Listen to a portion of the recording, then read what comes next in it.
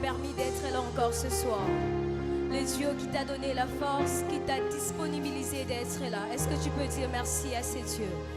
Éternel Dieu, nous te bénissons, nous te disons merci pour ce qu'a été la journée. Nous te disons merci de nous avoir protégés. Nous te disons merci, ô Éternel, de la force que tu nous as donnée pour être là ce soir. Éternel Dieu, nous sommes reconnaissants. Reconnaissants de ton amour, reconnaissants de ta force, reconnaissants de ta bonté. Éternel Dieu, c'est pourquoi nous sommes là encore ce soir. Merci Père. Merci de ta présence. Merci de ton Esprit Saint qui règne en ces lieux. Éternel Dieu, nous t'avons ainsi prié et nous disons Amen. Est-ce qu'on peut acclamer les Seigneurs? Est-ce que de là où tu es, tu peux juste t'élever et acclamer fortement Jésus? Acclamer le roi des rois pour la force qu'il a donnée ce soir. Acclamer le roi des rois. Un cœur qui est reconnaissant d'être là ce soir peut juste acclamer les seigneurs. Peut juste pousser les cris de joie dans la présence des dieux. Peut juste bouger. Je vous sens un peu froid. Est-ce qu'on peut royalement acclamer pour Jésus? Est-ce qu'on peut royalement acclamer pour le roi des rois? Merci de reprendre vos places. Mesdames et messieurs, à tous et à toutes, shalom et bienvenue dans ces salons dénommés Talk Show. Est-ce qu'on peut acclamer les seigneurs? Il y a un adage qui dit la connaissance est un pouvoir. Alors on ne peut pas se lasser de cette connaissance qui nous sera enseignée ou donnée ce soir. Comme nous le savons tous, nous venons de terminer notre conférence de femmes équilibrées qui avait pour thème la femme, qui es-tu, d'où viens-tu et où vas-tu?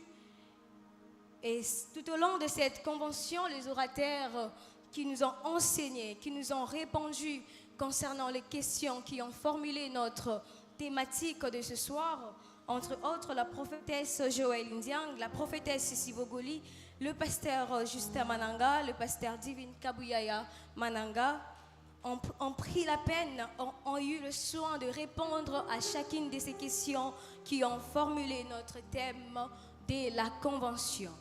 Alors, comme dans chaque activité, il y a des sous-questions qui nous ont été parvenues.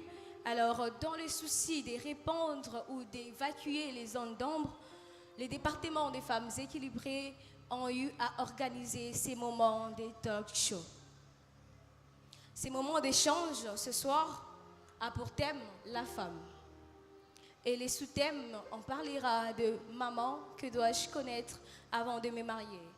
Et heureusement ce soir nous avons notre papa, le pasteur Justin Mananga. Est-ce qu'on peut acclamer pour Jésus? Et si on peut reformuler ces sous-thèmes, on dira maman, papa, que dois-je connaître avant de me marier? Alors ce soir, je ne serai pas seule. Vous voyez à mes côtés, j'ai la sœur Dorcas Tabitambia. Est-ce qu'on peut acclamer les seigneurs pour notre sœur? C'est elle qui va m'accompagner ce soir, afin de pouvoir animer ces moments d'échange. Bonsoir, ma sœur. Bonsoir, sœur Gloria. Comment allez-vous? Assez bien, et vous-même? Oui, je me porte assez bien. D'accord, très ravie de vous avoir avec vous ce soir. Et comme l'a dit la sœur Gloria, je suis la sœur Dorcas Mbia. Et ce soir, je suis très bénie de participer, ou je dirais de pouvoir partager ces moments de profondeur avec, accompagné de papa et maman. J'espère que d'où vous êtes également bénis. Acclamons les seigneurs. Alors, comme je disais tantôt, nous sommes très bénis. Je disais, nous sommes très bénis et comblés ce soir d'écouter d'une manière un peu différente nos parents. Comme l'a dit la sœur Gloria, il s'agit d'un talk show où nous avons réussi à récolter deux questions auxquelles nos parents vont pouvoir y répondre. Les pasteurs Justin Mananga et pasteur Divine Mananga. Alors, pasteur Divine Mananga est directrice de Sajo Multiservice. Elle est également prédicatrice, pasteur assistante à l'église La Compassion Massina, mère de 4 jolis enfants et épouse du pasteur Justin Mananga, qui également va être avec nous ce soir. Alors, Papa Justin, pasteur Justin, est enseignant, prédicateur et également pasteur responsable à l'église La Compassion Massina. Il est entrepreneur et également détenteur des diplômes de théologie en missiologie en Afrique du Sud. Alors, peuple de Dieu, chers frères et sœurs, je vous prie, s'il vous plaît, d'accueillir tout ensemble nos parents, le pasteur Justin Mananga et la pasteur Divine Mananga. Acclamons le Seigneur.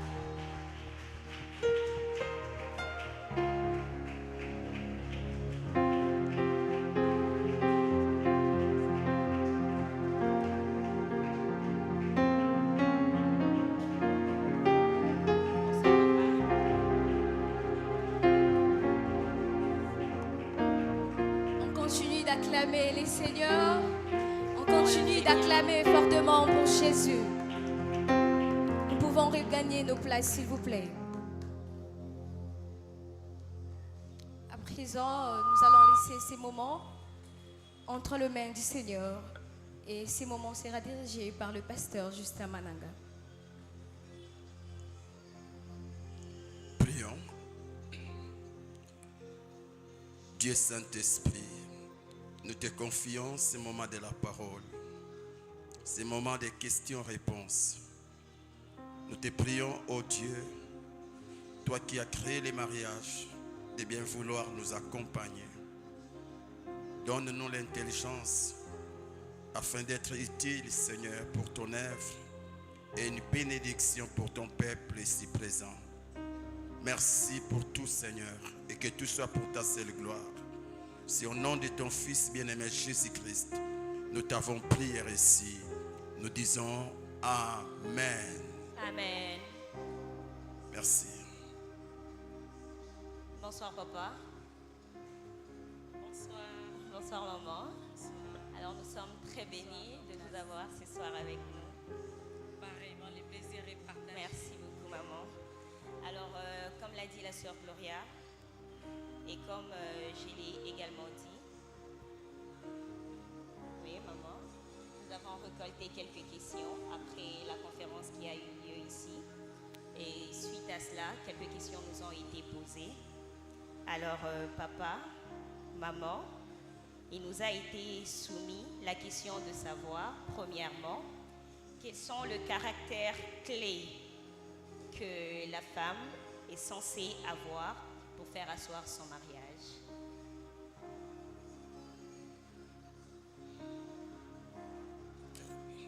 Je laisse maman si elle peut nous aider à répondre.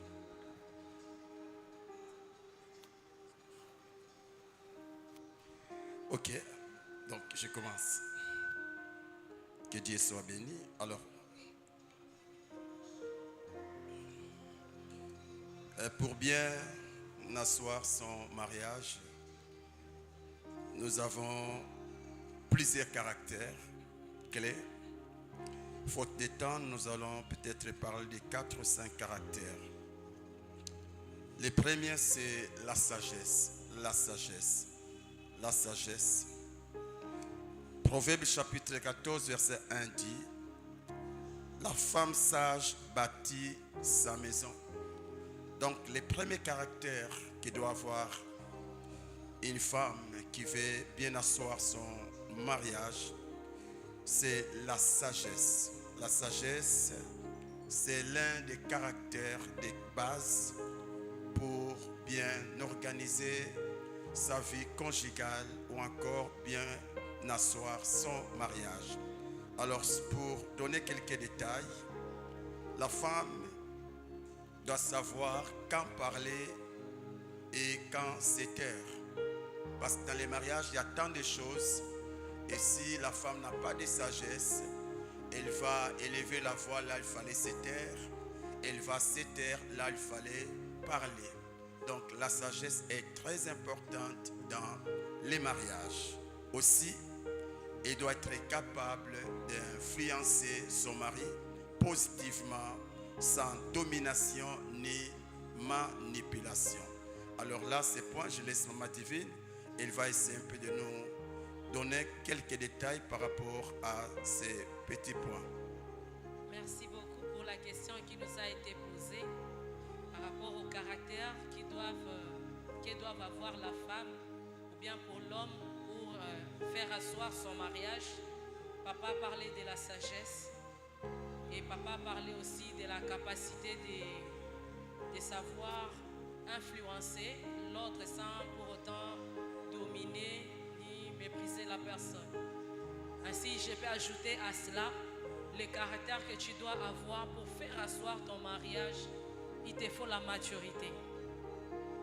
Au-delà de la sagesse, tu dois avoir la maturité. Parce que les mariages, comme les gens le disent, un adage qui dit, les mariages, ce n'est pas pour les enfants, mais les mariages, c'est pour les personnes adultes. Donc, tu dois avoir la maturité. Au-delà d'avoir la maturité, tu dois connaître personnellement qu'est-ce que tu étais allé faire dans le mariage. Lorsque tu as la connaissance de ce que tu étais allé chercher, faire dans le mariage, alors tu vas travailler pour que ton mariage puisse réussir. Merci beaucoup. Je peux, c'est pas si possible. Il y a un autre point très important, toujours, c'est la soumission. La soumission, il s'agit de la femme. La Bible dit dans Éphésiens chapitre 5, verset 22, « Femmes, soyez soumises à vos maris. » Et une femme qui veut bien faire asseoir son mariage, elle doit être soumise. Amen. Nous l'avons tant prêché que la soumission n'est pas un esclavage. En soi, la soumission, c'est un honneur pour une femme. Une femme soumise, cette femme qui décide d'honorer ton mari. Amen, amen. Et je l'ai aussi dit une fois que la Bible dit, si tu veux être élevé, il faut s'y rabaisser. L'humilité précède la gloire. Et une femme soumise, c'est une femme humble. Et lorsqu'il y a l'humilité, il y a l'élévation. Amen. Amen.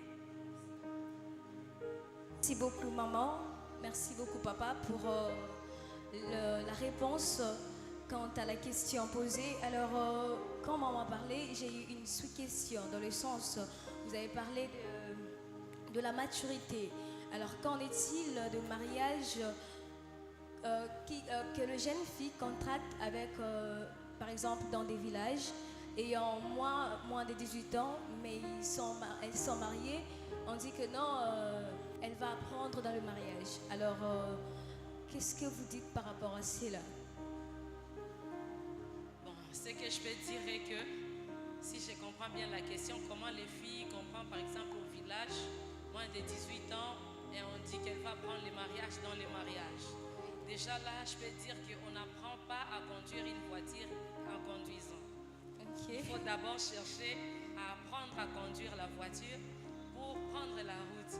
Ce qui fait que si vous entrez dans de tels mariages, bon, à l'époque ancienne, on va dire que ça tenait parce qu'il n'y avait pas beaucoup d'exigences. Mais dans notre époque, il y aura toujours des couacs dans le mariage.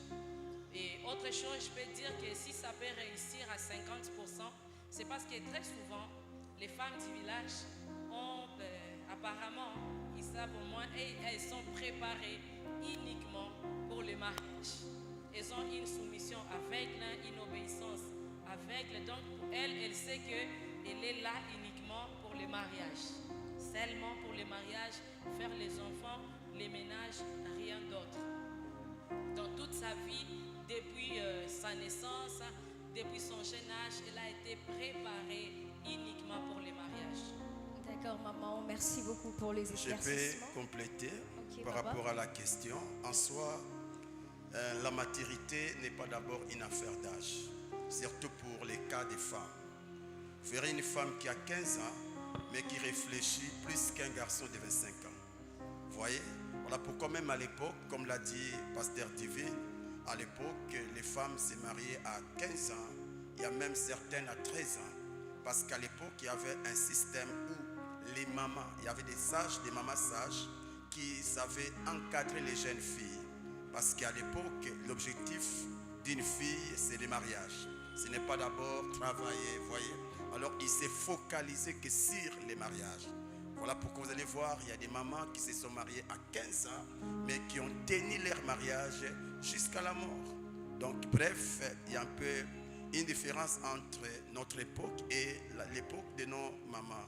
Donc pour cette époque, moi je ne conseillerais pas à une fille de 13 ans, de moins de 18 ans, de se marier. Amen. Mais ce n'est pas un verset biblique. Amen. Merci beaucoup, papa, maman, pour les réponses à la première question. Alors, il nous a été également demandé, je dirais, il nous a été également posé comme question. Cette fois, elle est un peu longue. Je vais citer tel que cela a été écrit. Alors, la sœur dit qu'elle est une sœur et a grandi dans une famille où les parents ne s'entendent pas. Et que malgré les mésententes qu'il y avait dans la famille, les parents sont quand même restés ensemble. Cette situation a fait à ce que pour les enfants, il y ait quelques traumatismes. Et la sœur s'est posée toujours des questions depuis toute petite, à savoir pourquoi elle était née dans la famille.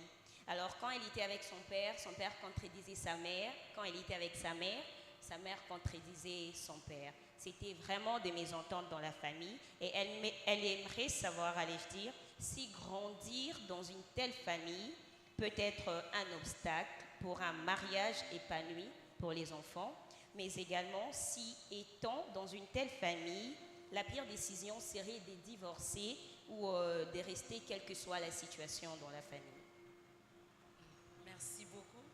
Je peux commencer à répondre à la question de la sœur. Elle dit qu'elle a grandi dans une famille où papa et maman, ça ne va pas toujours.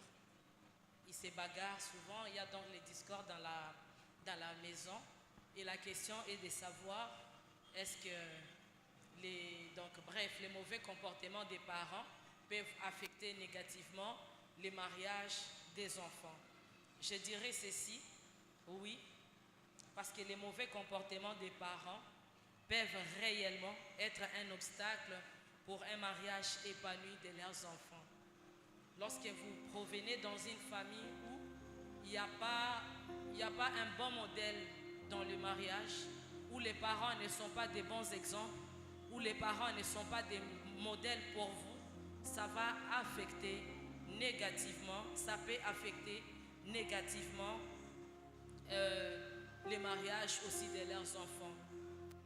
Parce qu'un enfant, vous serez d'accord avec nous que l'enfant apprend d'abord à aimer, c'est dans la famille où l'enfant apprend à aimer.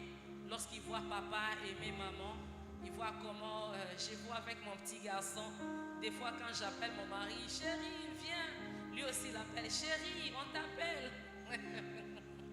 Donc c'est dans la famille où les enfants apprennent à aimer, ils apprennent à résoudre les problèmes en observant les parents, comment les parents aussi résolvent leurs indifférents à la maison. Si les parents par exemple vivent dans la violence, forcément les enfants risqueraient de croire qu'un mariage stable, ça doit être un mariage dans lequel il y a la violence. Un garçon qui grandit et qui voit son père battre tous les jours sa maman, les garçons auront tendance à croire que battre la maman, taper sa femme, c'est normal. Lorsqu'une fille grandit dans un mariage où sa maman insultait facilement son père, où sa maman est insoumise, où sa maman est insolente, la jeune fille croira que parler mal à un homme, manquer d'irrespect à son mari, c'est normal. Pourtant, ce n'est pas normal, mais tout simplement parce qu'elle n'a pas eu un bon modèle devant elle, elle va croire que c'est ça. Alors, je dirais encore que dans le mariage, nous reproduisons souvent, consciemment ou inconsciemment, les caractères ou bien les choses que nous vivons dans nos maisons, dans nos familles. Nous avons tendance à reproduire nos maisons, les habitudes de nos familles, des maisons dans lesquelles nous provenons, dans nos mariages. Mais c'est pas tard On peut toutefois faire quelque chose lorsque la personne, la sœur qui a posé la question, elle est au milieu de nous, je crois. Donc là, c'est pas encore tard. Toutefois, la chose à faire ou bien comment faire pour ne pas reproduire les mauvais modèles du couple ou bien de la famille que tes parents t'ont présenté.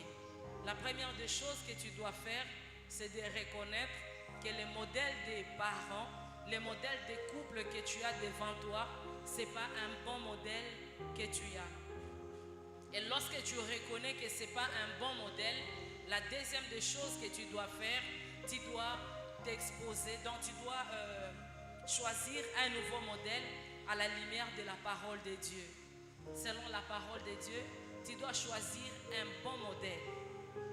À l'église, par exemple, nous avons des couples qui sont des modèles.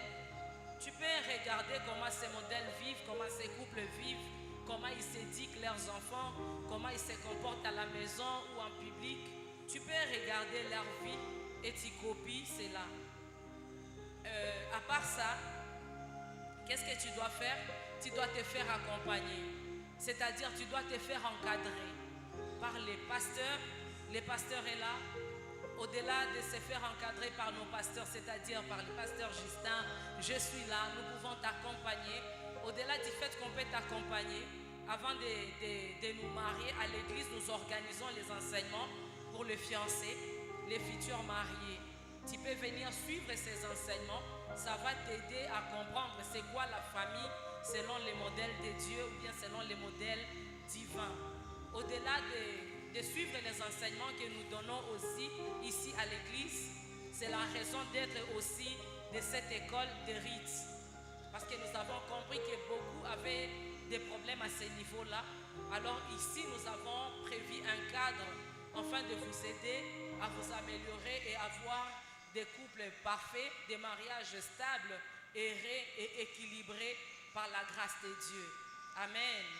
Au-delà d'avoir l'école de rites, tu dois prier. Amen. On doit t'accompagner dans la prière, on doit t'accompagner avec des conseils, on doit t'encadrer et te suivre et tu dois prier pour ne pas reproduire les mauvais modèles, exemples que tu as à la maison. Ça, c'est la première question. Je laisse papa répondre à la deuxième question, à la deuxième sous-question de la même question. Je ne sais pas si c'est pour la première question, c'est bon? Pour la première question, ça va? On demande au public, alors est-ce que maman a répondu réellement, a su vous convaincre? Bon, toutefois, comme la sœur n'est pas là, je ne sais pas. Est-ce qu'on peut acclamer le Seigneur si maman a bien répondu à la question? Et je crois que la sœur est là. Et je suis sûre que vous vous entendez et cela va vous aider énormément. Alors pour la deuxième question, sous-question, est-ce que la pire des décisions, c'est de divorcer ou de rester ensemble? Alors là, tout dépend de la cause de leur incompréhension. Vous voyez, tout dépend. Peut-être l'homme est infidèle, peut-être. Alors si on était en face de ces couples-là, on saura comment les conseiller. Mais pour nous qui sommes enfants de Dieu, lorsqu'on parle du divorce, on fait mention à l'adultère. La Bible dit dans Matthieu chapitre 19, verset 6, que l'homme donc ne sépare pas ce que Dieu unit. Aussi dans le chapitre 19, verset 9, mais je vous dis que celui qui répudie sa femme, sauf pour infidélité, en épouse une autre, commet un adultère. Alors l'Église n'encourage pas le divorce, parce que le divorce c'est un échec. On ne commence pas pour ne pas achever. Lorsqu'un couple s'unit, c'est pour achever la course. Mais lorsqu'il s'arrête en chemin, ça c'est un échec, quelles que soient les raisons. Voilà pourquoi même la Bible dit que personne ne sépare ce que Dieu unit. Alors pour ma sœur, je peux te conseiller, c'est pas pour tes parents, c'est quoi la cause, la vraie cause. Même quelle que soit la vraie cause, la Bible dit, papa ou maman peut pardonner alors si possible. Amen, amen. Amen. Donc, bref, nous n'encourageons pas les divorces, sauf s'il y a infidélité. Je peux ajouter quelque chose? Oui, maman. Alors, je peux conseiller à la maman, si j'étais en présence de la maman, on doit se poser la question, si j'étais la femme en question, la question qu'elle doit se poser est de savoir si elle décide aujourd'hui de quitter son mari et partir, elle doit se poser la question, les enfants que je vais laisser dans ce mariage, la femme qui viendra après moi, est-ce qu'elle prendra vraiment soin de ses enfants? Est-ce que la maman qui viendra après votre maman, elle va bien prendre soin de vous? Et une autre question que la maman doit se poser avant de prendre la décision de quitter son foyer ou bien rester et de savoir si elle quitte le foyer, elle part. Est-ce que les enfants auront l'éducation qu'elle-même devait avoir à ses enfants?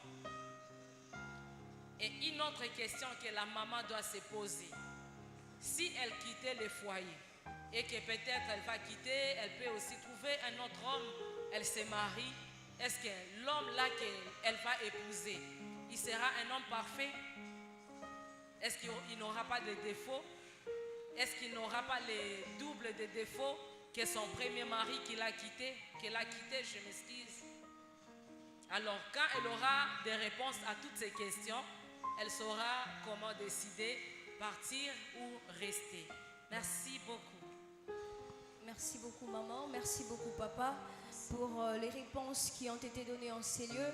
Alors nous retenons que l'Église n'encourage pas les divorces, non plus l'Église n'encourage pas à ce que les hommes puissent battre leurs femmes. Alors nous sommes contre cela. Gloire au Seigneur. Merci maman, merci papa pour les réponses. Alors nous avons une troisième question.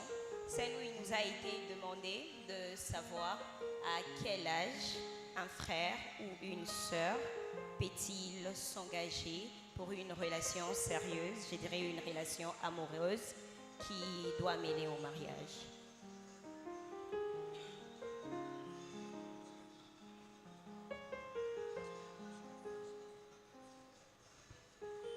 Tu peux répondre à la question s'il te plaît? D'accord maman. La question était celle de savoir si à quel âge un frère ou une sœur peut s'engager dans une relation amoureuse qui doit mener au mariage. Merci beaucoup pour la question. Donc, à quel âge une sœur peut s'engager dans une relation, c'est-à-dire une relation sérieuse? Et quand on parle d'une relation sérieuse, c'est qu'une relation qui doit nous conduire ou bien conduire la sœur et le frère au mariage. Premièrement, tout dépend. Premièrement, on doit être majeur.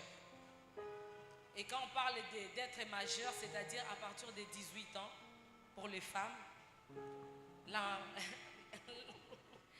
adulte dans notre pays, on nous dit qu'un enfant est majeur. Oui. À partir de l'âge de 18 ans, lorsqu'il a 18 ans, l'enfant devient majeur. Tu dois d'abord être majeur, c'est-à-dire à partir de l'âge de 18 ans, tu peux déjà t'engager, premièrement, c'est pas mal. Deuxièmement, tu dois avoir la maturité. La maturité. Je vais m'expliquer.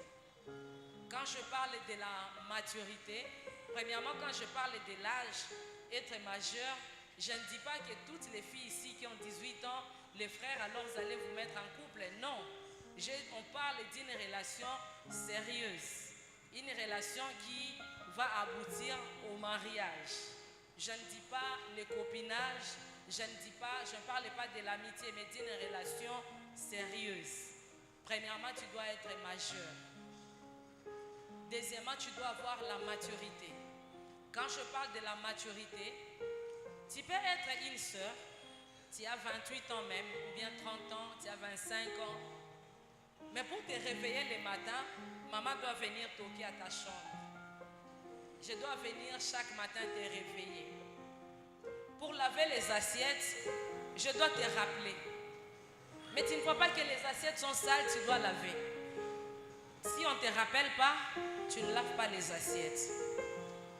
Tu as 25 ans, tu as 28 ans, tu as 22 ans. Mais quand on t'envoie, tu pleures. Tu as 21 ans, 25 ans, 30 ans. Nettoyer même ta chambre, c'est tout un problème. Tu ne sais pas et tu n'arrives pas même à ranger ton lit. Tu ne sais pas faire ton lit. Donc toi, tu sais seulement faire les lits. Polycadra, tu mets au-dessus, c'est tout. C'est ça, faire les lits. Tu as 30 ans, tu as 25 ans, tu ne sais pas te laver. Quand tu passes, on sent l'odeur des aisselles. Et puis, tu dis, bon, non, maman a dit, lorsqu'on est majeur, on peut se marier. On est majeur, oui, mais il faut avoir la maturité. La maturité, c'est quand toi-même, tu sais, si je dois faire la vaisselle, tu n'as pas besoin qu'on te réveille pour faire. Tu es majeur, tu as la maturité, tu sais prendre soin de la maison à l'absence des parents. Tu sais prendre soin de tes frères à l'absence de tes parents. Tu as la maturité, tu sais gérer les problèmes. À la maison, tu sais trouver des solutions même aux problèmes de la maison. Amen. Là, lorsque tu as la maturité, même si tu as 18 ans, au-delà d'avoir la maturité, tu dois avoir en toi l'essence de la responsabilité. Lorsque quand tu vas te marier, tu deviens une femme. Tu ne seras plus une fille qui pleure pour rien. Et par n'importe quoi tu pleures. Tu dois être une femme. Et quand on voit une femme, on voit la force. On voit quelqu'un qui doit avoir l'essence de la responsabilité. Tu dois être capable de tenir une maison. Tu dois être capable de gérer un homme. Tu dois être capable de gérer les caprices. Parce que les hommes que vous voyez, ils sont vraiment capricieux. Alléluia. C'est pas pour rien que nous les appelons les bébés. J'aime ce qu'un homme a dit. Il a dit, si nous les appelons les bébés, alors acceptons aussi les caprices des bébés. Amen.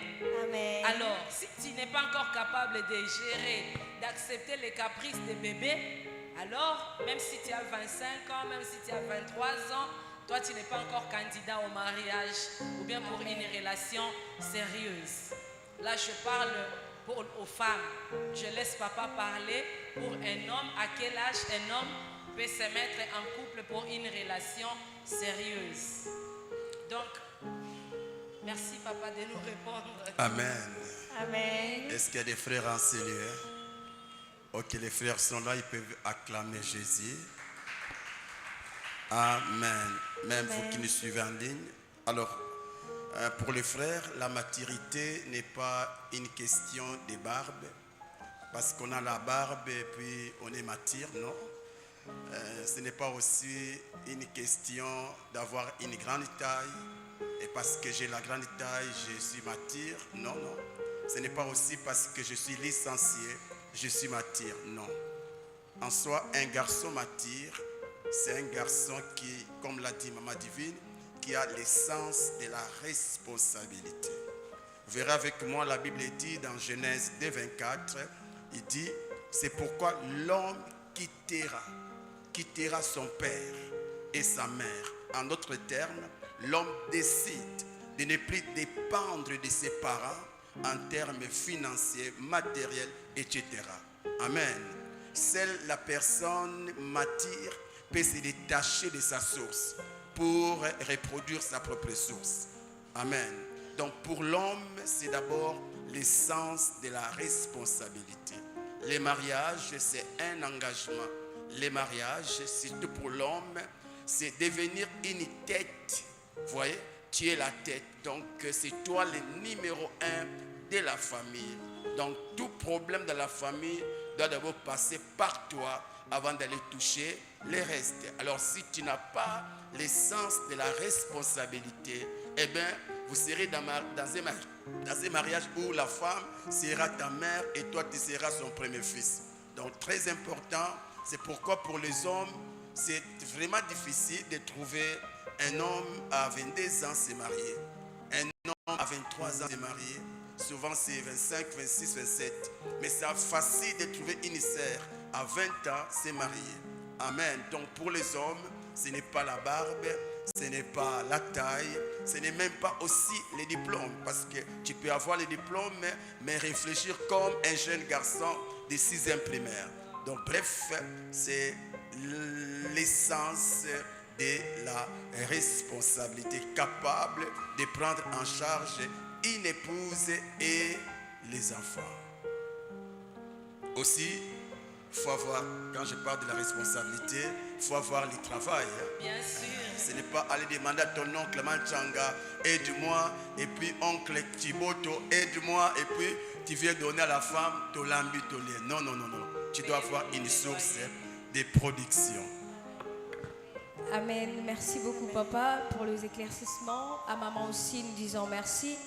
Alors, nous avons bel et bien compris que avoir la barbe, avoir un diplôme, ne fait pas de toi un homme. Alors, tu dois avoir l'essence plutôt de la responsabilité et aux femmes d'être matures. Oui, effectivement, maman l'a dit, papa l'a dit. Il s'agit de sens de responsabilité, il s'agit de la maturité pour la femme, le sens de responsabilité pour l'homme. Merci papa et maman pour des éclaircissements aux ondes d'ombre. J'ajoute quelque chose. Je vous en prie, maman.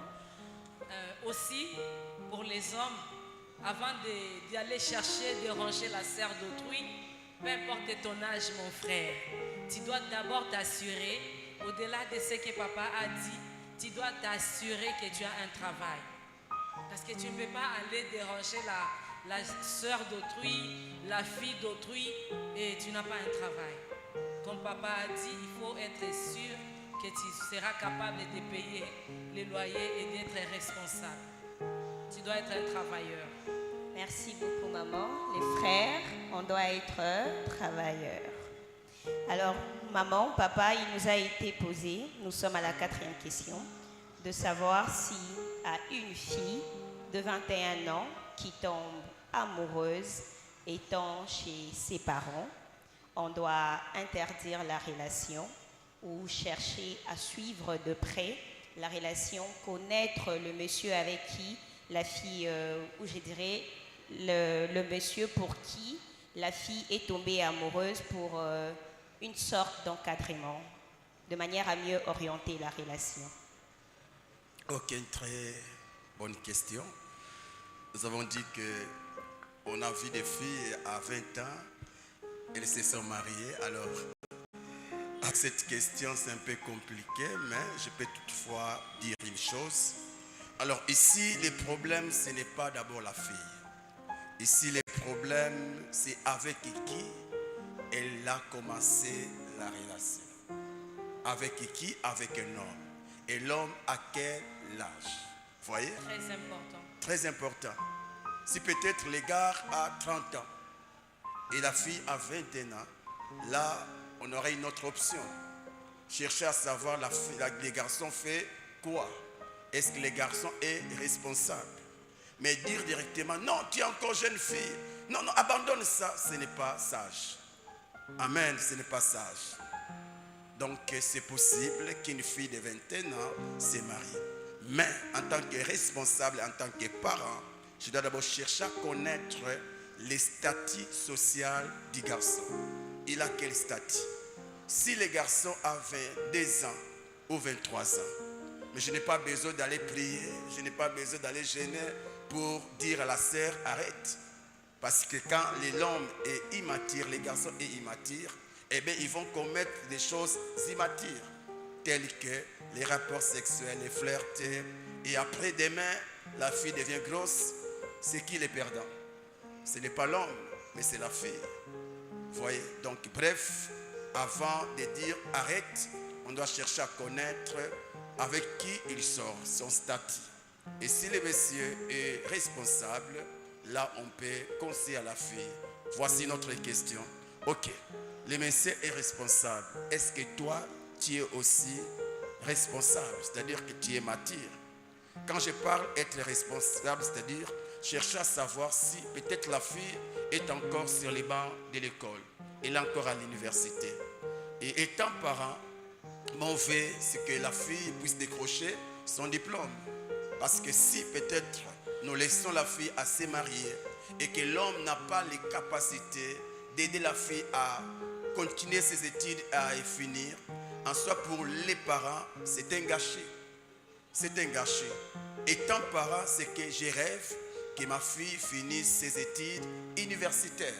Et raison pour laquelle certains parents disent au gars, ah ben c'est vrai, tu es amoureux de notre fille, mais nous te prions si possible de patienter que la fille finisse ses études. Et si tu ne veux pas patienter, eh bien on te pose encore une autre question. A-t-il les moyens de nourrir la femme et de payer les loyers et de l'aider à finir ses études? Si c'est bon, là moi en tant que parent, je peux laisser ma fille. Mais si ce n'est pas clair, je dirais, ok monsieur, si vraiment tu aimes ma femme, ma fille, j'allais dire, sois patient. Sinon, cherche ailleurs. Donc, je pense que c'est ça la réponse. Donc si je peux ajouter quelque chose, c'est que on doit chercher à savoir les statuts sociaux du frère, connaître aussi les niveaux de sa spiritualité, connaître aussi les garçons croient en quoi, peut-être qu'ils ne partagent pas la même foi que nous. Et quand papa dit qu'on doit savoir les niveaux, les statuts du frère, de peur qu'on puisse donner notre fille à un garçon, un petit garçon, qui est encore le fils de sa mère, c'est-à-dire que lui, il pleure quand maman parle quelque chose, il dépend de sa maman totalement, il dépend de son papa. Si les parents n'ont pas acheté les PH à la maison, il ne peut pas aller. Donc, il doit être responsable. On doit savoir est-ce qu'il a un toit. Tu ne peux pas venir déranger la fille d'autrui, ou bien ma soeur, toi aussi, tu ne peux pas dire un oui à un frère. Tu ne sais pas s'il a un toit. Tu ne sais pas où est-ce qu'il vit, il va t'amener où. Il ne faut pas suivre seulement les sentiments qu'on ressent dans le cœur. Tu sens que le cœur est emporté. Oui, ton cœur peut être emporté. Tu sens que tu aimes quelqu'un, la folie. Tu sens que tu vas mourir pour la personne. Là, tu n'as pas à pécher jusque-là. C'est ton corps. Mais le problème, c'est au niveau où, avec les frères, il n'a aucun projet d'avenir. Il n'est pas encore casé quelque part. Si votre relation plisse comme papa j'aime, je ne sais pas comment tu dis déjà, la durée de votre relation va déterminer quoi? Combien de dégâts? Des dégâts que vous allez expérimenter. Donc tout dépend du timing. Imagine que l'homme, par rapport à sa vision, il doit t'épouser après 5 ans. Et vous commencez une relation qui va prendre plus de 5 ans. Je ne sais pas, il faut être l'ange Michael peut-être pour ne pas faucher en route. Donc bref, par sagesse, le timing est très important. Donc bref, pour dire que si les parents s'opposent, les parents ne sont jamais jaloux de nous, les parents ne sont jamais contre notre bonheur, mais tout ce que les parents cherchent, c'est que nous puissions tomber entre les bonnes mains et faire chaque chose à son temps. Peut-être pour toi, les parents voient qu'à ton âge, même si tu as 21 ans, pour toi, c'est d'abord les études. Alors, il ne faut pas en vouloir aux parents. Question seulement de collaborer, coopérer. Parle, explique. Si les parents ne comprennent pas, parle avec les pasteurs. Il y a des questions qu'il va te poser, questions posées aussi aux frères. S'il trouve que c'est bon, il va vous conseiller. S'il trouve aussi que ce n'est pas bon, il va vous conseiller. Il va vous donner la bonne réponse qui sera utile pour votre destinée et pour votre avenir. Merci. Excusez-moi, je ne sais pas, excusez-moi parce qu'il y a quelque chose pendant que Pasteur Divine parlait. Alors, bon, c'est dans, je dirais même, c'est dans mes lites, parce que j'ai beaucoup d'élites devant moi. J'aime toujours conscientiser les filles, les sœurs, que en soi, les mariages est très important, mais que cela ne soit pas votre unique terminus. Vous voyez? Que cela ne soit pas que votre unique terminus. Je suis né pour me marier. Non, non, non, non, non. C'est pas la finalité, non, le mariage. Non, non, non, non. Non, non, non. Et je dirais même, ce n'est même pas un terminus, mais c'est un arrêt. Vous voyez? Parce que dans le parcours de la vie, le terminus, c'est l'éternité. Amen. Et nous avons des arrêts, l'arrêt diplôme, l'arrêt licence, l'arrêt, vous voyez, ce sont des arrêts. Alors ne te limite pas à l'arrêt mariage, parce qu'après mariage, il y a un autre parcours, vous voyez. Alors, chères sœurs, comme j'aime le dire, vous devez connaître la raison de votre existence. Dieu ne vous a pas envoyé sous le soleil pour que vous puissiez vous marier. Non. Et Dieu vous a donné quelque chose, un atout que vous devez mettre à la disposition de la société. Et raison pour laquelle vos parents, connaissant cela, vous ont envoyé à l'école afin que grâce à l'école, vous puissiez découvrir ce que vous êtes appelé à faire et comment les mettre à la disposition de la société. Bref, à 21 ans, moi je pense que tu dois plus rêver, finir tes études. Rêve finir tes études, tu as ton statut et là tu peux peut-être tout au long de l'université, tu es en première, troisième gradué, 5, je ne sais pas moi, là tu peux commencer, mais pas, tu es encore en sixième et puis tu contractes une relation, donc ça ce n'est pas vraiment sage. Bref, sois sage. Amen. Chaque chose a son temps. Il y a un temps pour étudier, un temps pour se marier. À 21 ans, si tu veux te marier, je dirais, c'est trop pressé, tu vas où?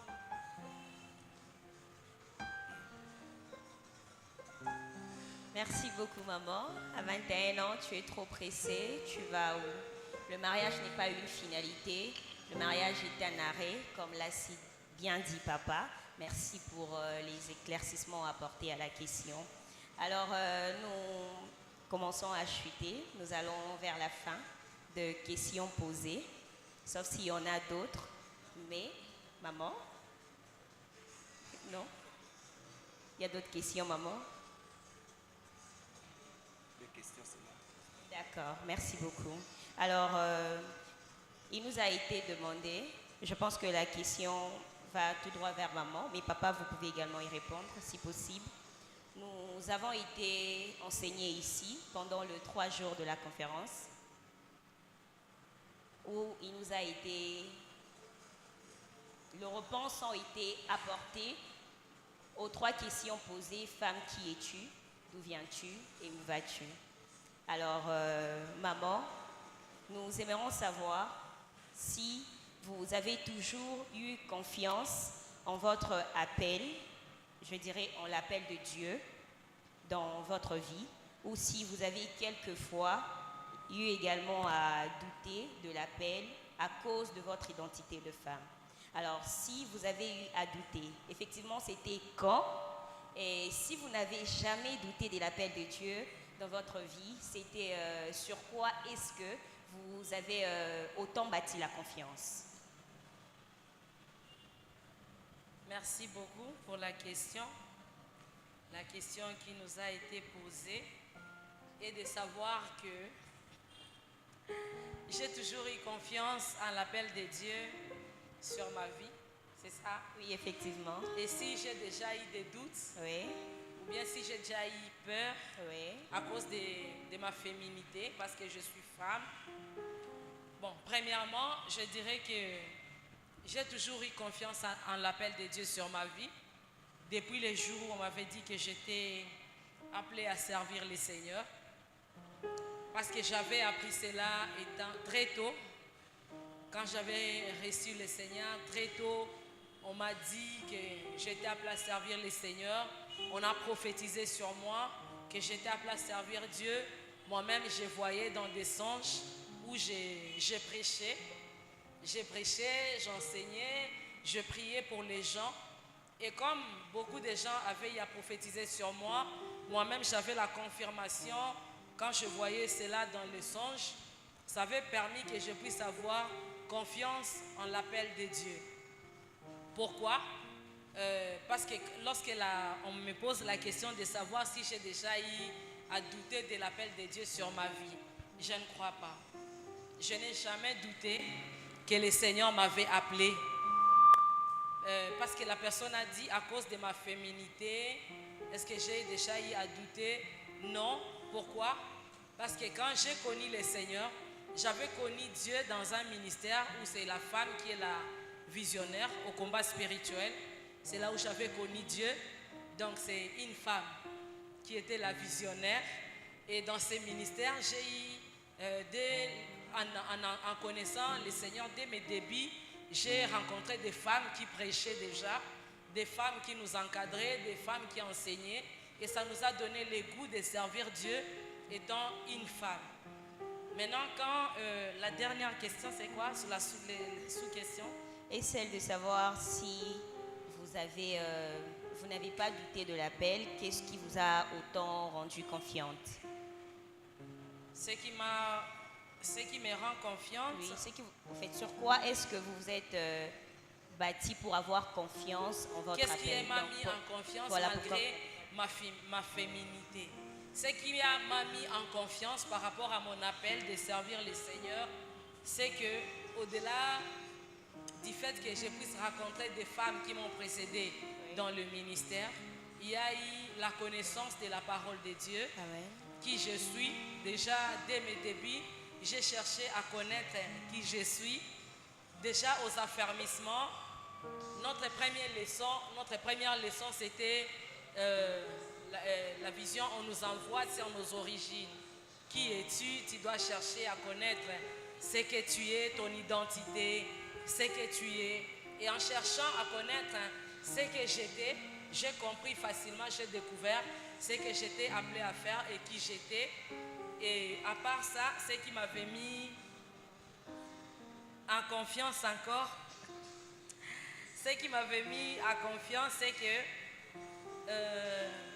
je savais déjà que dans notre continent, dans notre environnement, on ne croit pas facilement au ministère de la femme. Les femmes ne sont pas acceptées facilement dans les services de Dieu. Bref, le ministère de la femme n'est pas accepté facilement. Quand j'ai compris cela, je me suis mis à la recherche de la connaissance. J'ai cherché à connaître Dieu profondément, personnellement. Je me suis mis à chercher à connaître et à comprendre la parole de Dieu. Parce que très souvent, le ministère de la femme est bafoué. Pourquoi? Parce que les femmes se contentent seulement à être superficielles. Les femmes ne se donnent pas à connaître et à comprendre profondément la parole de Dieu. C'est très rare de trouver une femme qui va étudier, faire la théologie. Elles sont rares. Trouver une femme qui cherche à étudier profondément la parole de Dieu. Trouver une femme qui se consacre profondément à chercher le Seigneur pour de bonnes causes. Beaucoup de femmes prient, mais trop peu sont profondes dans leur prière et dans leur démarche à chercher à rencontrer le Seigneur. Donc quand j'ai compris que le ministère de la femme n'est pas accepté facilement, je me suis mis à chercher à connaître Dieu profondément et personnellement. Que j'ai une relation personnelle et profonde avec le Seigneur. Je me suis mis à chercher à comprendre mon appel. C'est à quoi je suis appelé. Enseigner, je cherche à connaître Dieu. Je m'efforce par la grâce de Dieu à chercher à comprendre ce que je dois dire, ce que je dois faire. Et au-delà de ça, j'ai fait un effort aussi de chercher Dieu profondément dans la prière pour manifester la puissance de Dieu. Amen. Amen. Parce que très souvent, les femmes ont du mal à manifester la puissance de Dieu. Les femmes ont du mal à manifester la puissance de Dieu. Autrefois, j'ai jugé les femmes avant de me marier. Je me disais, non, pourquoi les femmes ne sont pas nombreuses dans l'œuvre de Dieu? Mais quand je me suis mariée, avec de la responsabilité, beaucoup de femmes lâchent. Beaucoup de femmes n'arrivent pas à rechercher la puissance. Alors, tu es peut-être ici, tu as l'appel de Dieu sur ta vie, mais tu te dis, non, je suis femme. Chez moi, on ne croit pas au ministère de la femme. Dans l'église dans laquelle je suis venue, dans mon environnement, dans notre continent, non. Moi, quand je lis la parole de Dieu, ce qui encore m'a mis en confiance, c'est que lorsque nous venons à l'église et que le pasteur dit « Recevez la puissance du Saint-Esprit », il ne dit pas seulement « Les hommes recevez ». Non, même aux femmes, nous recevons la puissance. Lorsque la Bible a été écrite, la Bible n'a pas été écrite que pour les hommes, mais pour les femmes aussi. Et quand je lis la Bible, le Saint-Esprit, quand il était descendu sur la terre, il n'était pas descendu seulement sur les hommes. Il était descendu aussi sur les femmes. le Dieu que nous prions n'est pas seulement le Dieu des hommes, il est aussi le Dieu des femmes. C'est ce qui m'a mis en confiance. Je me te dis que non, rien ni personne ne peut me limiter à servir le Seigneur ou bien à être la personne que Dieu m'appelle à être. Tu es ici, tu as l'appel de Dieu sur ta vie, femme, sœur, maman, tu as l'appel de Dieu sur ta vie. Tu sens que le Seigneur t'a appelé. La seule limite que tu as devant toi, c'est toi-même. Amen. La seule personne qui peut te limiter, c'est toi-même. La seule personne qui peut te limiter, c'est l'ignorance de qui tu es, de ce que tu as et du Dieu qui t'a appelé. Alléluia. Est-ce que j'ai répondu à la question? Amen. Merci beaucoup, maman. Et je comprends que papa n'a pas rajouté. Maman a tout dit. Nous sommes bénis de la réponse qui a été donnée largement. Alors, il nous a également été demandé, papa, maman, comment organiser ses finances avant et dans le mariage. Je pense que c'est la dernière question. Oui, c'est la dernière réponse pour ce soir. La dernière question pour ce soir. Comment organiser ses finances avant et dans les mariages? Okay. Maman Divi, je ne sais pas si tu peux commencer. C'est pas... Bon, je vais parler pour les femmes. Merci. Et papa va parler pour les hommes. Je vais parler avant ce que moi personnellement j'avais eu à faire. C'est qu'avant de me marier, je priais le Seigneur. Seigneur, je dois me marier, tout ça. Et puis une fois le Seigneur m'a dit, avant de te marier, je dois d'abord te donner 3 ou 4 choses. Parmi les choses, le Seigneur m'a dit, je vais te donner d'abord un travail, je vais te donner une maison et après je vais te donner un mari. Je n'avais pas compris pourquoi le Seigneur m'avait dit ça. Mais aujourd'hui, je comprends parce que je comprends que les hommes d'aujourd'hui, ils n'épousent pas seulement que la beauté. Amen, les frères. Amen. Les hommes d'aujourd'hui n'épousent pas que la beauté seulement. Alors, quand j'ai eu, avant d'avoir d'ailleurs un travail, je faisais comment on appelle, les arachides au mélange avec les sucres. On appelle ça comment? J'ai oublié encore le nom. Les caramels. Je vendais des caramels. Vous voyez? Je vendais des caramels. Après, une maman, une grande sœur m'a pris. J'ai commencé à travailler dans sa boutique d'habillement. J'ai commencé à travailler. Maintenant, quand j'avais commencé à travailler, déjà depuis notre maison, on nous avait appris la notion d'épargne. Amen. On nous avait appris la notion d'épargne. Je prélevais la dîme. Après avoir prélevé la dîme dans les $150 qu'on me payait à la fin du mois, après avoir prélevé la dîme, j'ai prélevé l'argent des offrandes mensuelles. Moi, j'ai prélevé mon argent des offrandes pour tout un mois. Parce que je savais que j'étais un salarié. Alors, je devais enlever l'argent des offrandes pour chaque culte. Je mettais à côté et puis j'ai prélevé l'argent pour épargner. J'avais déjà un compte en banque avant de me marier. J'avais déjà mon compte en banque. J'épargnais déjà un petit rien à côté et j'ai payé mon petit studio parce que j'ai loué une maison. J'épargnais déjà avant de me marier. Ça m'avait permis que lorsque le frère Justin à l'époque, quand il était mon fiancé, aujourd'hui mon mari, mon tendre et cher époux aujourd'hui, alors quand il était venu, moi je n'avais rien mis en ce qui concernait l'argent de la dot. Alors je t'interdis, ma soeur, même si tu as beaucoup, on ne donne pas l'argent, on n'aide pas son fiancé avec l'argent pour la dot. Amen. Même si tu dis, je manque seulement $10, on n'ajoute pas dans l'argent de sa dot. J'avais déjà mon argent, j'avais mes petites économies.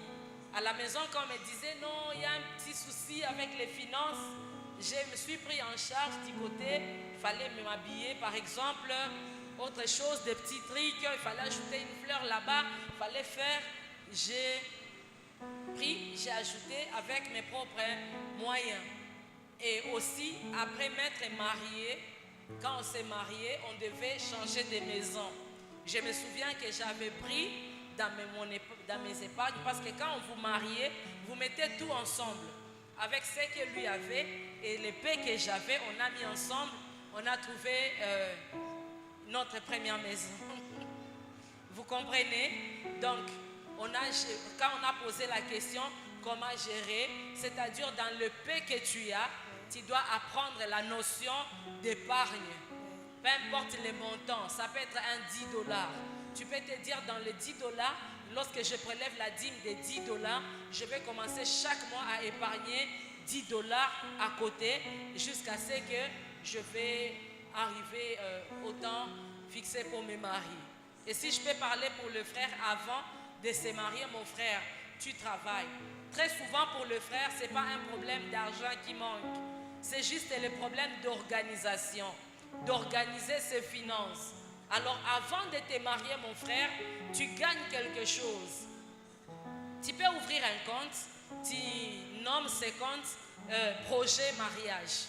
Ou bien tu ouvres les comptes, tu sais déjà que dans chaque famille, on demande les foulards pour maman, les pagnes super pour maman, costumes pour papa. Si tu ne vas pas les acheter, tu peux quand même commencer à épargner les fils qui ont quelque chose, un petit rien chaque mois. Tu peux bloquer ces comptes. Tu te dis, bon, je vais me marier dans 6 mois, je vais me marier dans 2 ans.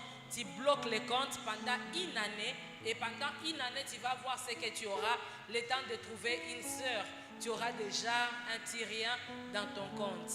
Je laisse papa pour ne pas monopoliser la parole. On acclame le Seigneur. On acclame le Seigneur. Ok, alors pour ma part, de par mon expérience, je dirais ceci pour les frères et la sœur. Là, je vais parler plus aux fiancés. Alors, il est vraiment important pour la sœur d'avoir aussi l'argent, de travailler. Parce que le mariage a 3 grandes parties. Il y a la partie coutumière, il y a la partie civile et la soirée. Amen. Alors, la partie coutumière, c'est pour l'homme. Amen. Donc, l'homme doit être à mesure ou capable d'épouser sa femme, de doter sa femme. Comme l'a dit Maman Divine, n'accepte pas ce que tu as, soit ajouté dans la facture ou soit dans la dot. Là, tu vas je sais pas, au comibala. Vous voyez un peu ça? Donc, et aussi, nous les hommes, ce n'est pas un honneur. Donc, comment la femme a pu faire ma casse? Donc, nakati ya d'autres, mbonga biloko, yepe atie mbongo na ye. Tu vois que dans les mariages, ça, tu vois, et qu'on valorise. Et c'est comme ça, parce qu'à l'époque, elle gagnait $150, moi j'ai gagné $100 par mois. Donc elle gagnait plus que moi. Vous voyez, mais j'avais refusé que mon est content. Parce que je fais dans l'accent de Bali. Vous voyez, mais mais dans les 2 autres parties, les mariages civils et coutumiers, là, la femme peut s'associer. Parce que, proprement dit, le mariage, c'est le mariage coutumier. Quand j'ai versé les dots, j'allais dire, tu es déjà ma femme. Vous voyez. Et là, 1 plus 1 est égal à 1. Et on peut mettre ensemble pour plus de rapidité les civils et les voyez. Comme nous, moi et Maman Divine, comme elle avait un peu d'argent, pendant qu'on cherche, non, il faut ajouter quelque chose pour la salle. Et dire, mettez, donc, parce que c'est pourquoi ma soeur, tu dois aussi travailler. Amen. Et pour terminer, en soi, c'est une question de préparation et c'est une question aussi d'organisation. Un mariage, c'est un projet. Et tout projet qui réussit commence par l'organisation. Vous voyez, tu dois t'organiser. Exemple, je dois me marier au moins à l'année prochaine. Si tu veux te marier l'année prochaine, si tu as la foi comme moi, tu peux commencer ton projet. Mais si tu n'as pas la foi que j'ai, eh bien, cherche d'abord à découvrir qu'est-ce que tu as dans ton compte. qu'est-ce que tu as comme argent épargne. Si tu n'as rien, il faut bien calculer. Sinon, l'année prochaine, tu n'auras que 500 $. Alors actuellement, pour épouser une sœur, il faut avoir plus de 5 000 $. Donc bref, tu dois avoir un compte épargne. Et dans les comptes épargne, pendant votre parcours de fiançailles, je demanderai aux frères d'être cette tribu-là. Ouais, tu connais la tribu-là de Bakongo. C'est-à-dire que ne sois pas trop impressionnant ou tu veux les restaurants. Non, les restaurants quand le projet est encore lointain. Mais si le projet est, vous voyez, il faut éviter tout ce qui est restaurant. Et puis, il y a Kabel qui sort, tu payes pour la serre. Et puis, une sœur est responsable, Mathilde, dira aux frères, mais non, nous avons une priorité. La priorité, ce n'est pas les restaurants, ni encore les habits. Non, non, non, la priorité, tout commun, ensemble. Amen. C'est pourquoi, tu sais, c'est seulement les femmes, la sœur et la fille qui se connaissent déjà, qui peuvent vivre dans l'ambiance, quoi.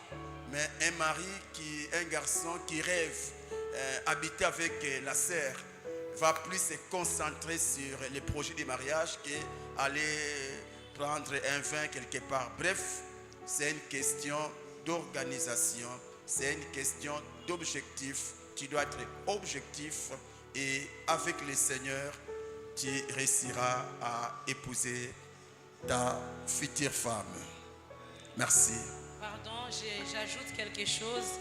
Donc, bref, les jeunes sœurs, mon frère, pour connaître une femme vraiment qui va t'aider demain, lorsque tu lui dis allons à Hilton et elle sait que tu ne l'as pas encore épousée et ne va pas te conseiller, supposons que chaque dimanche vous allez au restaurant, vous dépensez, je donne un montant, 50 $. Chaque dimanche, déjà les mois, ça fait 200 $. Si tu calcules dans 10 mois, tu as 2000, c'est déjà l'argent de la dot. Une femme sage doit dire aux frères, prends l'argent du resto, on épargne, soit on achète l'épargne pour maman, la veste est pour papa, on peut aller au Maléo à 10 coins, ou bien tu m'achètes ne fût qu'un biscuit Bistella, parce que... Alléluia. C'est que j'achetais plus pour maman. C'était vraiment quand j'arrive, parce que je n'avais pas de l'argent. Donc juste mon Bistella là, ça marchait. Mais souvent elle me demande, mais Bistella, il y a qu'à sous-souter. Donc, les restaurants chers, attendez, entrez dans le mariage. Mais si tu as tes moyens, tu as ton argent, tu peux l'amener au resto, ça ne dérange pas. Mais si tu sens que l'argent est à l'ikoukouma, comme on dit, alors une femme sage te dira, épargnons, économisons pour préparer l'essentiel qui est le mariage. Merci beaucoup, maman. Merci beaucoup, papa. Nous avons été bénis. Très belle histoire, très beau parcours et nous sommes réellement bénis. Alors, papa a répondu à toutes les questions, papa et maman ont répondu à toutes les questions qui nous ont été posées précédemment, bien avant. Et avant de partir, papa, vous permettez, maman, vous permettez, si on peut prendre une question dans le public. Est-ce que toutes les zones d'ombre ont été éclaircies? Si oui, deux questions, maman. D'accord. Merci beaucoup. Toutes les zones d'ombre ont été éclaircies. Y a-t-il quelqu'un qui a une question? Quelque chose à dire? Oui, merci beaucoup.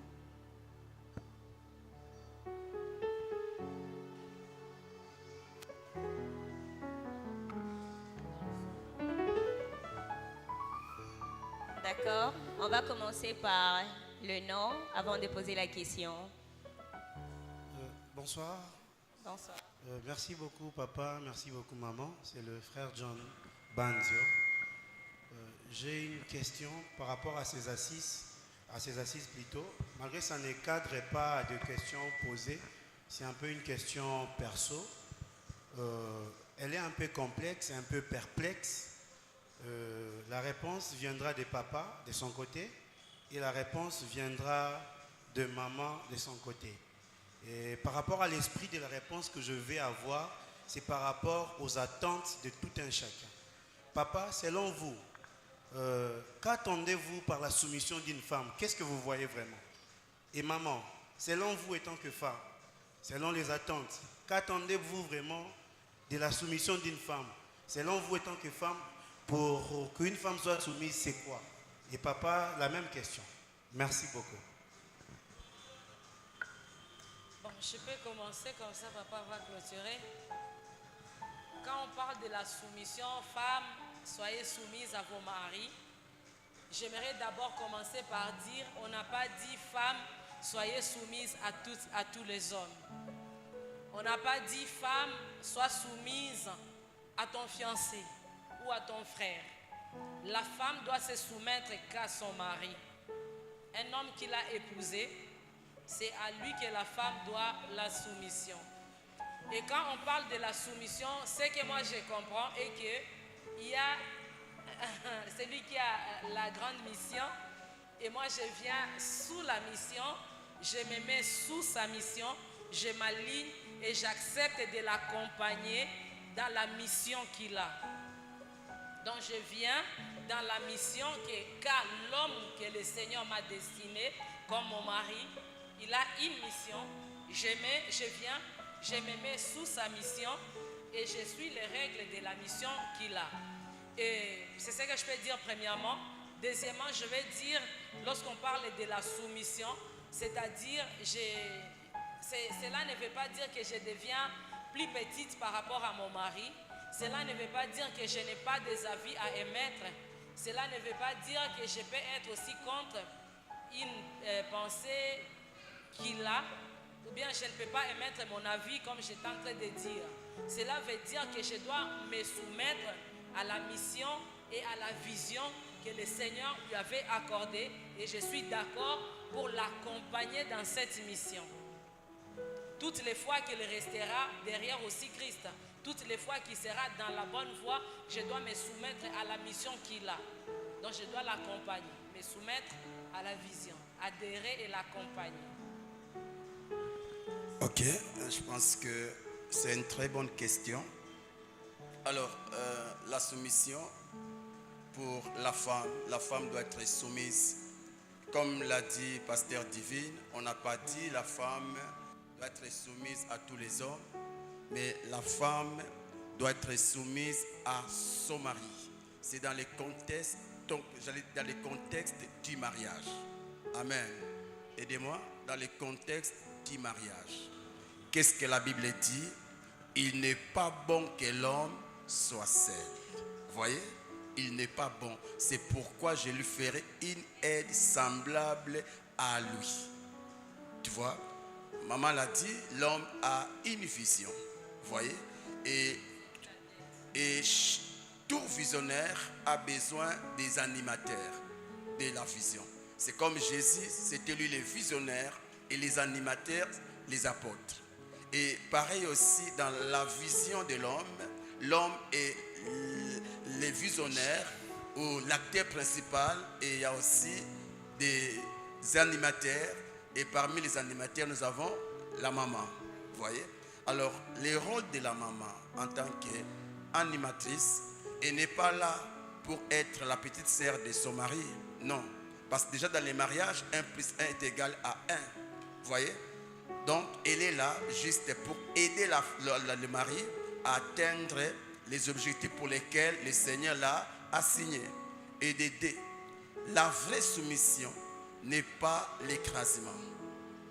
En soi, il y a des femmes qui pensent être soumises à son mari, c'est être écrasée ou être inférieure à son mari. Non. Humilié. Ou encore faire... Non. En soi, si vous lisez... je dirais quoi? La source du mot soumission, selon les contextes des mariages, on parle du respect.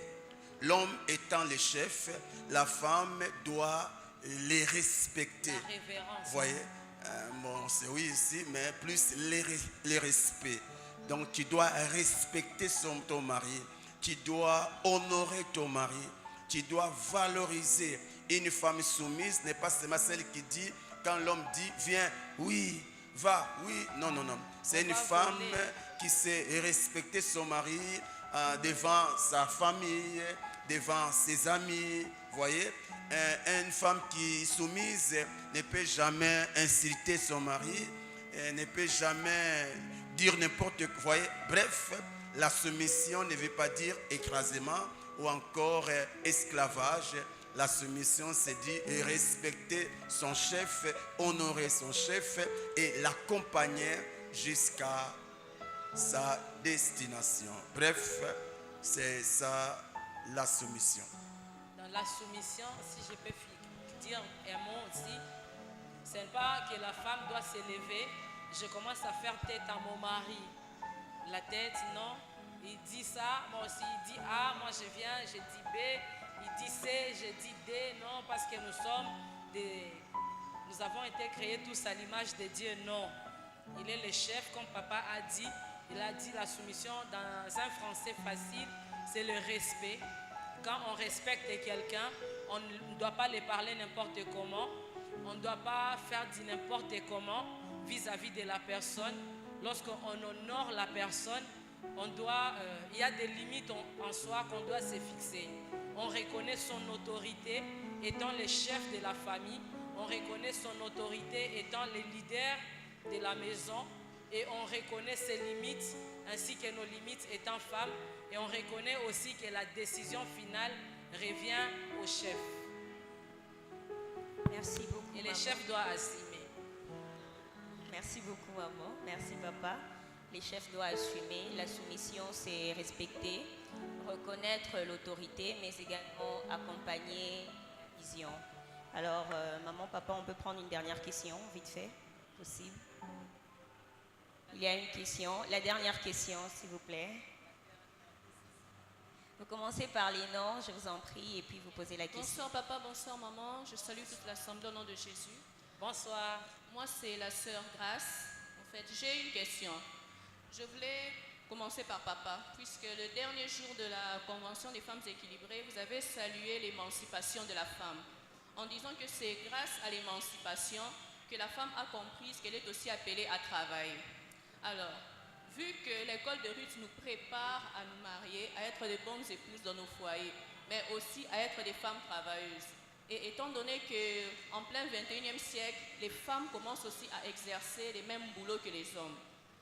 Non seulement ça, en ce qui concerne la société actuelle, on dit que l'éducation des enfants est d'abord la priorité de la femme. Et si maintenant dans un couple, l'homme et la femme travaillent, et tous les deux reviennent toujours tardivement à la maison. Ils vivent dans une ville où ils n'ont pas de parenté, il n'y a que des voisins. Et en temps actuel, on n'aime plus aussi trop engager des domestiques par peur que les enfants soient ensorcelés, entre guillemets. Alors, comment est-ce qu'on va assurer l'éducation des enfants lorsqu'on est en face d'un tel couple? Et si vous pouvez me permettre, pardon, je voulais revenir à la question que frère John a posée sur la soumission. Comme vous dites que la femme doit être soumise dans le mariage, et si, exemple, l'homme donne un avis qui en soi est mauvais, mais tu contredis cela par respect, et l'homme persiste, comment nous allons accompagner la vision de l'homme? Est-ce qu'on doit toujours se plier à ce qu'il dit?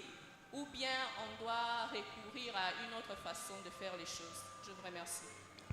Merci. Je commence par la deuxième question. Ok, l'homme étant le chef, il a une vision qu'il doit communiquer à sa femme et les deux doivent travailler pour que la vision soit accomplie. Alors, tu as dit par rapport à la soumission. Donc, si j'ai bien compris, est-ce que la femme doit dire oui à toute proposition de l'homme et non? Non, je pense que dans les mariages, il y a les dialogues. Et en soi, une bonne femme, c'est une partenaire de son mari. Et qui dit partenariat, dit quoi? Dialogue, dit quoi? Causerie. C'est-à-dire que l'homme propose. Parce qu'aussi dans les mariages, c'est que ce n'est pas facile pour nous les hommes. Souvent, nous venons avec l'imposition. Nous allons faire ça, ça, ça. Mais en réalité, l'homme doit proposer à sa femme. Non, Dieu m'a dit ça, ça, ça, et on doit faire ça. bon, comme moi, je suis pasteur, il y a des choses que Dieu me dit. Là, je n'ai pas besoin que maman soit oui ou soit pour ou contre. Là, je sais que Dieu m'a dit, fais ça, ça. Je dois être obéissant à mon chef. Mais peut-être on a un projet d'acheter une parcelle, de voyager, etc. Là, je ne viendrai pas dire, on va voyager. Non, non, non, non. Je suis convaincu qu'on puisse voyager pendant les vacances. Qu'est-ce que tu en dis? Qu'est-ce que tu me conseilles? Et si l'homme n'écoute pas sa femme, souvent, nous les regrettons après. Nous les regrettons après. Donc, de par mon expérience, j'ai compris que les conseils des femmes, souvent sont des conseils divins. Les femmes voient là où les hommes ne voient pas. Et nous sommes plus, comment je dirais, superficiels. Mais la femme a une grâce où elle peut voir au-delà de ce que l'homme voit. Bref, si l'homme ne t'écoute pas, ok, comme c'est lui, tu lui laisse que les conséquences l'enseignent. Amen. Et de deux, par rapport à la première question, l'éducation, la femme travaille, l'homme aussi travaille. Alors, je pense que la meilleure personne qui éduque nos enfants, ce n'est pas d'abord nous, mais c'est Dieu. Parce que l'éducation ne vient pas de l'homme, vient de Dieu. Amen. Alors, dans un tel contexte, moi je pense qu'il faut laisser les enfants entre les mains de Dieu. Parce que tu ne vas pas laisser les boulots juste pour prendre soin des enfants. Et donc, par sagesse, comme sous d'autres cieux, souvent les couples laissent les enfants c'est les enfants qui sont encore dans une année, 2 ans, dans des crèches. Vous voyez? Et si vous allez dans ces familles, vous verrez que les enfants sont éduqués. Pour dire quoi? Comme on n'a pas suffisamment de temps avec les enfants, nous devons bien nous organiser. Je donne un exemple. Par exemple, les samedis, maman ne travaille pas. Ce doit être un jour où maman doit se concentrer pour l'éducation des enfants. Je prends encore les dimanches. Ça doit aussi être un jour où les parents doivent se concentrer sur l'éducation de leurs enfants. Du reste, il faut laisser la place à Dieu. Dieu, nous n'avons pas le temps de rester avec nos enfants. Dieu est le seul qui peut bien les éduquer. Aussi, ne pensons pas que la bonne éducation des enfants vient que des parents. Parce qu'il y a des parents qui sont tous les jours avec leurs enfants, mais les enfants sont toujours des rebelles. Maman aloba alemba. Vous voyez? Donc pour dire quoi? Au-delà de nos conseils, laissons Dieu conseiller nos enfants, les convaincre et au moment opportun, ils deviendront tels que Dieu les veut. Je vais ajouter une chose. Lorsque l'homme et la femme travaillent, je vais compléter ce que papa a dit. Vous devez faire un effort. Parce qu'on ne travaille pas 7 sur 7. On doit avoir un calendrier dans le ménage où on se dit, par exemple, si c'est le week-end qu'on ne travaille pas, on doit être là pour nos enfants. On doit leur donner du temps. Même si c'est 1 heure de temps que vous pouvez donner, si c'est une journée sur 7. Mais lorsque vous donnez à vos enfants les temps, ça doit vraiment être les temps de qualité que vous leur donnez. Vous devez aussi respecter l'horaire que vous vous fixez. Vous dites que le samedi c'est pour les enfants. Apprenez à respecter les jours où vous donnez à vos enfants pour leur éducation. Et si vous dites que nous avons peur de les laisser entre les mains des travailleurs parce qu'on peut leur donner de la sorcellerie, la première des choses est celle-ci. C'est lui qui protège, ce n'est pas nous, c'est Dieu, premièrement. Nous veillons, nous surveillons, nous regardons seulement, mais la personne qui protège, c'est Dieu. Le meilleur éducateur, c'est Dieu. La chose que nous devons faire, avant de prendre quelqu'un pour nous aider à garder les enfants, tu dois prendre le temps à prier. Le Seigneur va conduire une bonne personne devant ta porte. Le Seigneur te donnera une très bonne personne pour t'aider à garder les enfants pendant que tu seras en train de travailler. Je crois que le Seigneur est capable de le faire. Si tu as donné le travail, il ne t'a pas donné le travail pour détruire tes enfants, mais il t'a donné le travail afin que ton couple soit aussi équilibrée. Toi seulement, tu dois être une femme organisée, un homme aussi organisé, afin que vous ayez le temps pour vos enfants et avoir des bonnes personnes qui restent avec vos enfants. Et veillez aussi à leur éducation dans la prière, ainsi qu'en parlant avec vos enfants avant d'aller au travail, avant de dormir. Veillez en ce que vous puissiez parler toujours avec vos enfants. Merci beaucoup, maman, pour les éclaircissements. Merci, papa.